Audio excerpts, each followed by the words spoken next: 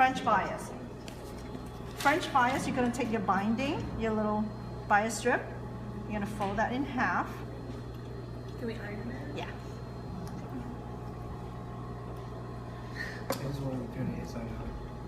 You're going to flip it over. Yeah.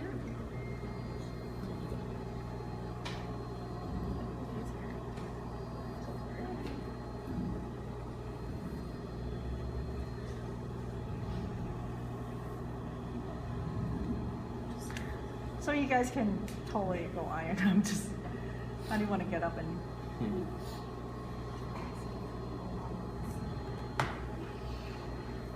Okay, iron this in half. So I'm doing the French bias, is the little one. Okay. And you're going to take that neck facing. You can trim off and make this straight. You're going to place it here. So you're going to pin. So you're putting the opening of the bias strip to the top of. Yeah. Okay. So the two opening is going to go around the neckline. The folded is going to be on the bottom. So you're going to pin around the neckline. So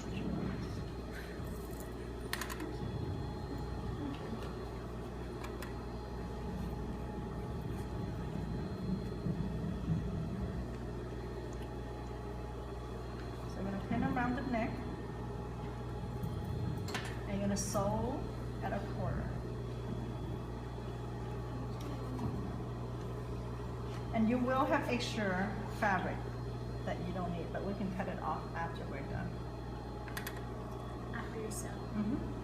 So how you can pin it really easy because it's cut on a true bias. And you can try if you use a straight grain and it won't turn. It gets very stretchy because it's on a bias. That's the reason when we do anything around the neckline or armhole, it's nice to do on a bias piece. So right now we're going to do a quarter seam allowance. And I need to switch back to my regular foot. So after you're done with your zipper, you can switch it back.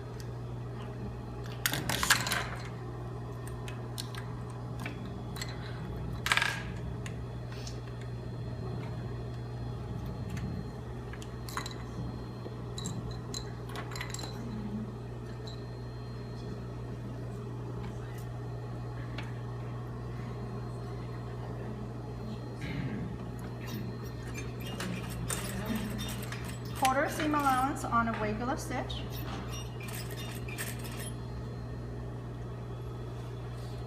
When do we not backstitch? Basing stitch. If you're going to take something out, you don't need to backstitch. So darts that's the too, only right? time we backstitch Yeah. on everything. Yeah. Because you want it to stay, you don't want to start Yeah. coming out. Well, the darts you don't backstitch. Dart, the end of your dart, you don't backstitch. You run it off with the chain What stitch. about the beginning? The beginning you do. You don't want to come under. And the end of dart, normally the chain stitch will. Yeah.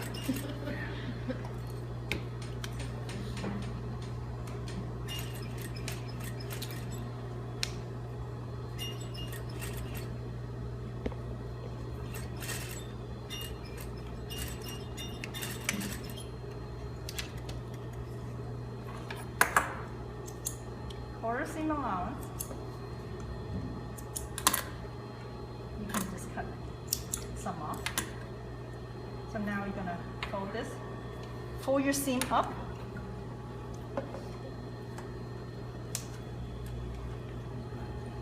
So your seam is up this way. And then you're gonna fold that fold line down. And when you fold them, you gotta make sure you cover the stitch. So when you fold, make sure you cover the stitch. Because you're gonna sew on the other side and you need to able to catch really little.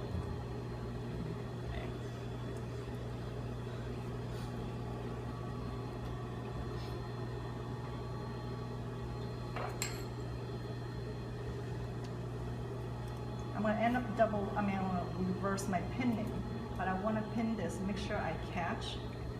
See when I pin, see how there's a little bit here? So you see the bottom? So you gotta make sure you pin to able to catch on the other side because we're gonna sew on the top because this part is going to be inside.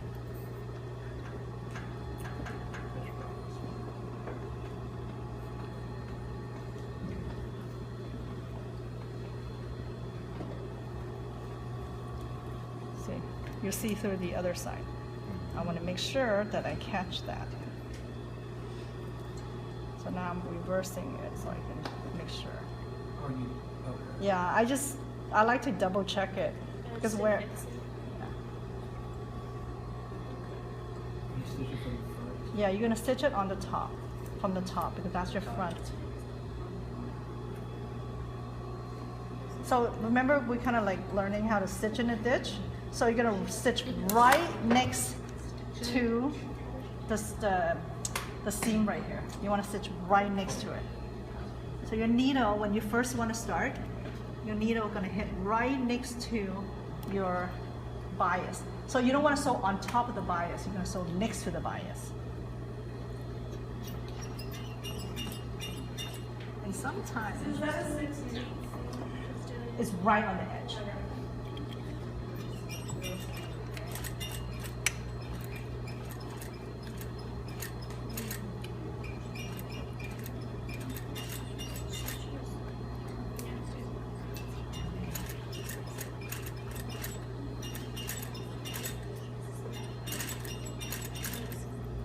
This technique, you definitely see it on chiffon, a really light fabric. It's really nice.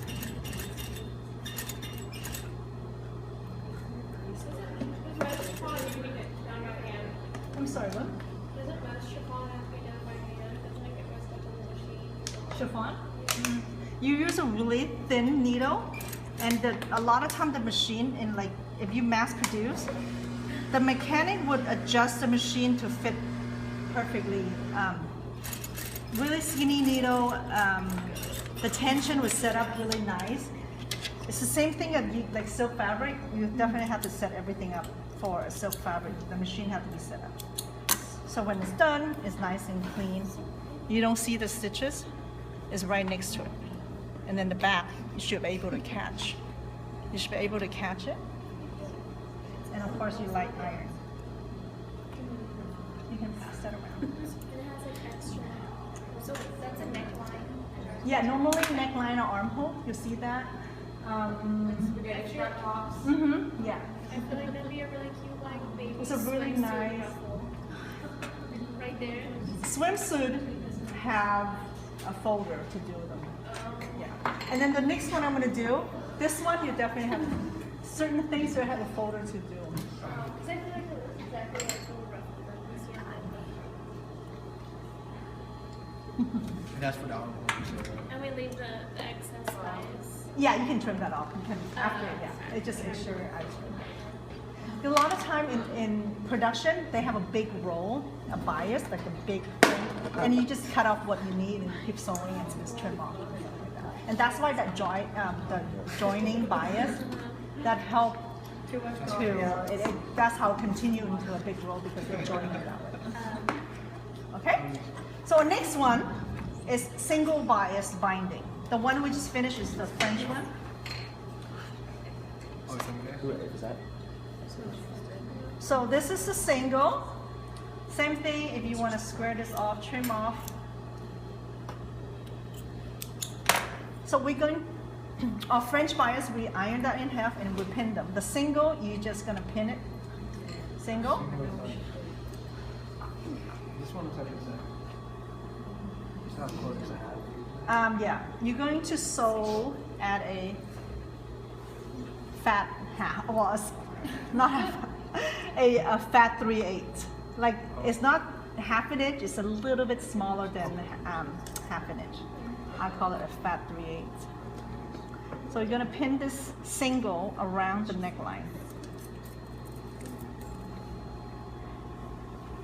So that one you don't. Yeah, this one you don't fold in half. This is What's this the one called?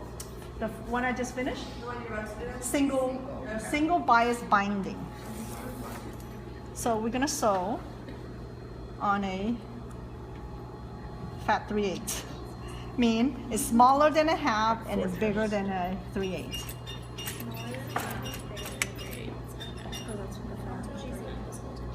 What else is it?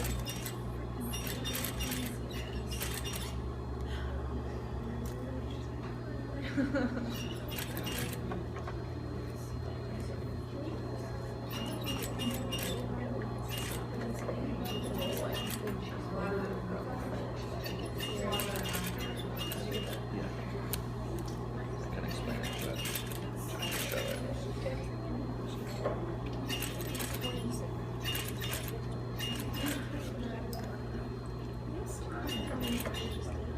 I always double check the bottom, make sure I'm not catching any puckering or pleat. And you're sewing this to the same piece that you sewed the other one to, the square one, the rectangle? This is a neckline, like a little facing. Okay.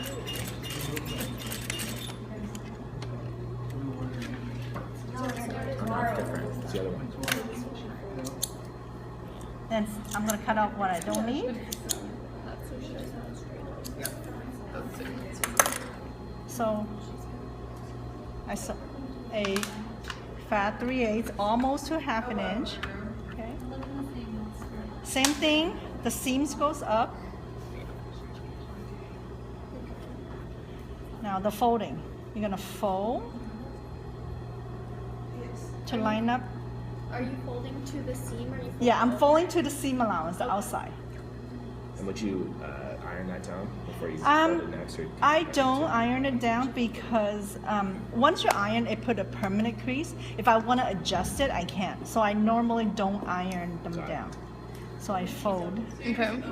Fold to the okay, fold to the edge of the seam You allowance. fold it half. and then fold it again. Yeah.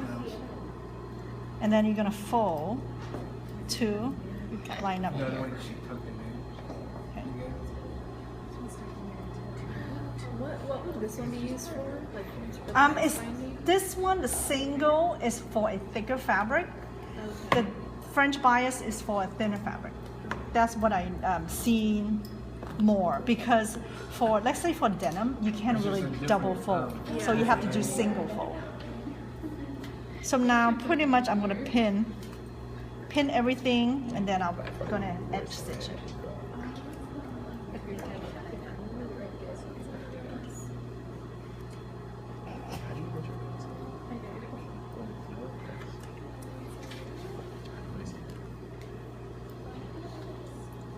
So make sure you pin them in place before you sew them.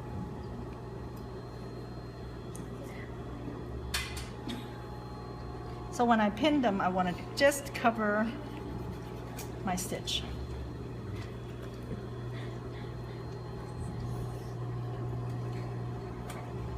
So now you're going to edge stitch right on the top. Edge stitch is 1/16.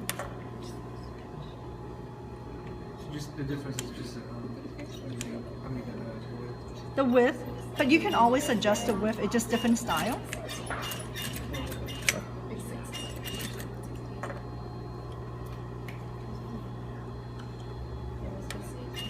yeah, it's just a What, so what is the difference between this one and the last one? I'm kind of confused. The other one you fold them.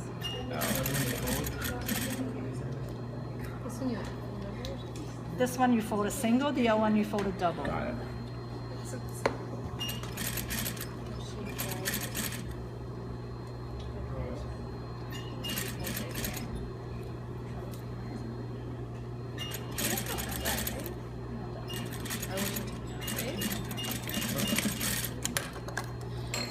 So when this one is done, then same thing, you can just trim off any extra on both ends and iron them. So you have a French and a single. And then so for homework is finish your collar on the bodice. Pattern is going to match identical to the bodice. And you have your zipper and 2 of this, right? Anything else? That's it? Okay. All right.